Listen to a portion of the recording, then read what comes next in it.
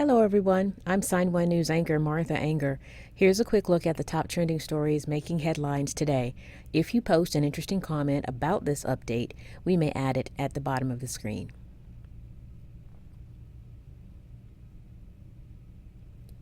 Today is day 3 of the World Federation of the Deaf's International Week of Deaf People. For over 70 years, the event is celebrated during the last full week of September to unite deaf communities and deaf cultures, celebrate sign languages all over the world, remind local, national, and international governments of deaf people's rights, and open up dialogue so deaf citizens are not excluded from government, social affairs, and schools. This year's overall theme is building inclusive communities for all. Today's sub-theme is health for all. Here's the official video from WFD's website explaining today's topic.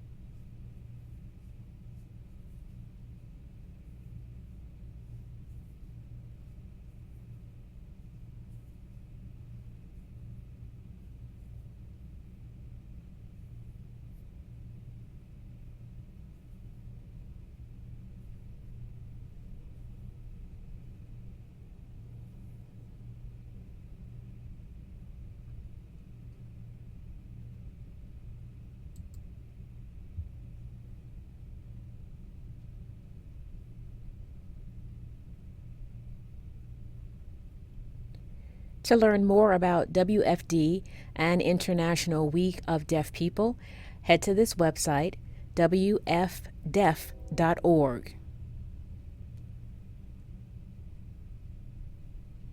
The FDA has issued a stern warning for people. Do not cook chicken in Nyquil. That seems to be pretty obvious, right?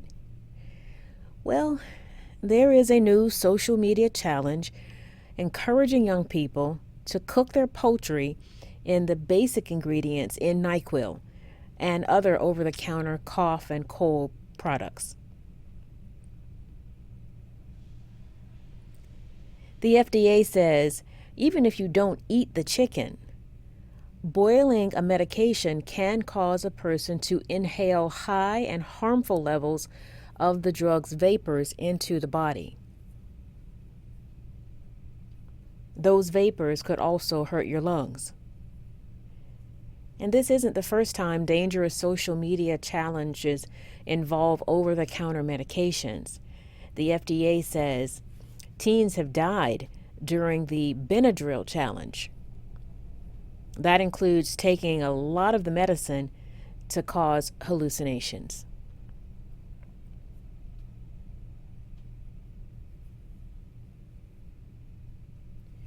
The U.S. State Department is issuing a word of warning to American travelers. Stay away from Bermuda. Fiona has strengthened to a Category 4 hurricane. The hurricane is moving north through the Atlantic right now and is expected to pass near Bermuda late today or early Friday.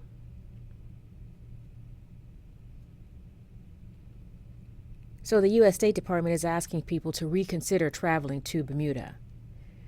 In a travel advisory Tuesday, the department also authorized family members of government personnel to leave the area because of the potential impact of the hurricane. But Fiona is not alone. A tropical depression over the central Atlantic Ocean has strengthened into tropical storm Gaston. It is the seventh named system of the Atlantic hurricane season. Other than increased surf for the Azores, Gaston is not expected to have an impact on land, but storms are very unpredictable, so forecasters are keeping an eye on Gaston.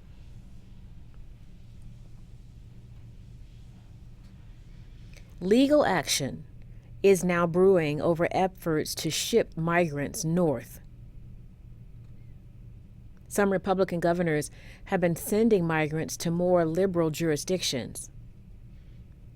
And that has now prompted a lawsuit and a criminal investigation.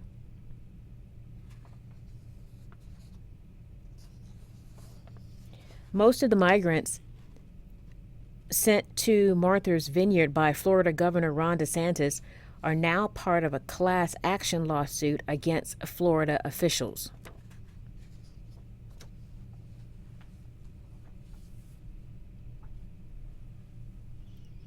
It alleges organizers used fraudulent tactics to get migrants on the planes. In a response last night, DeSantis argued the migrant participation was voluntary. Some Republicans say ending the Trump administration's Remain in Mexico policy has led to overcrowding in their states. But some Democrats say the governors are using desperate people as political pawns.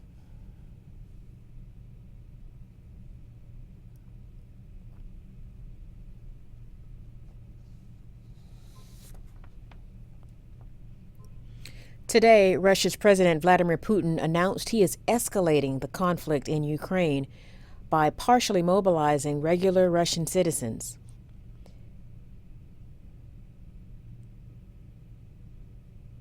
Since the war began, Russia has had trouble replenishing its troops in the battlefield. There are also reports Putin has recruited felons from prison and has taken them to Ukraine to fight. In his speech, Putin accused the West of trying to divide, weaken, and destroy Russia, that NATO members have been making explicit nuclear threats against Russia, and he will use all the means at his disposal to protect Russia and its people.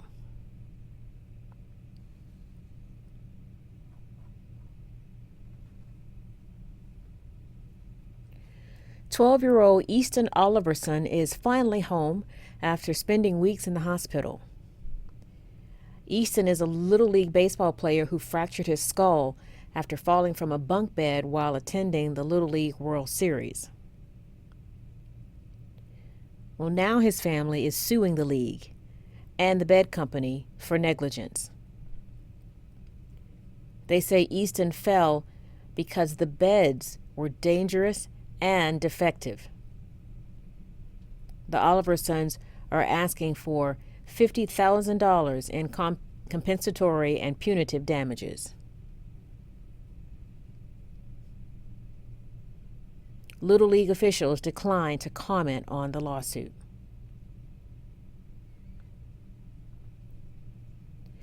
When we think of compost, typically piles of rich soil come to mind, or collecting scraps of food from the kitchen table in containers to convert to nutrient-rich dirt for the garden.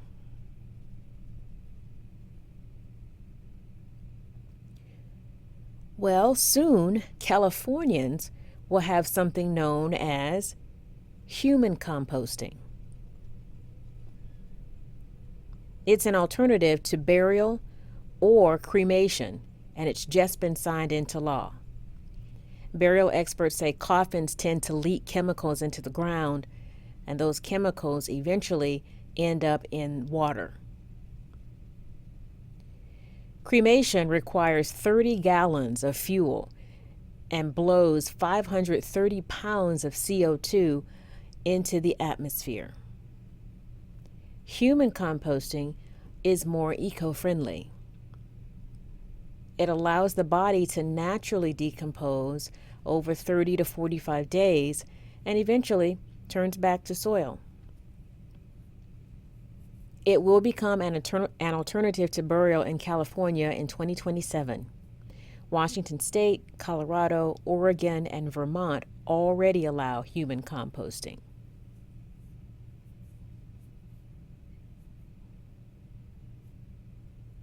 I've decided that when I die, I would love for my body to be composted as well and give it back to Mother Earth. That's pretty cool. Sign1News will be broadcasting updates Monday through Friday. And be sure to join us this Saturday at 6 p.m. Eastern Time. The Sign1News Saturday virtual show is back. A big thank you to our Sign1News app supporters. You help make this broadcast happen. You can download the Sign1News app by heading to the App Store or Google Play Store on your smartphone. And you can also watch on Apple TV, Amazon, and Roku.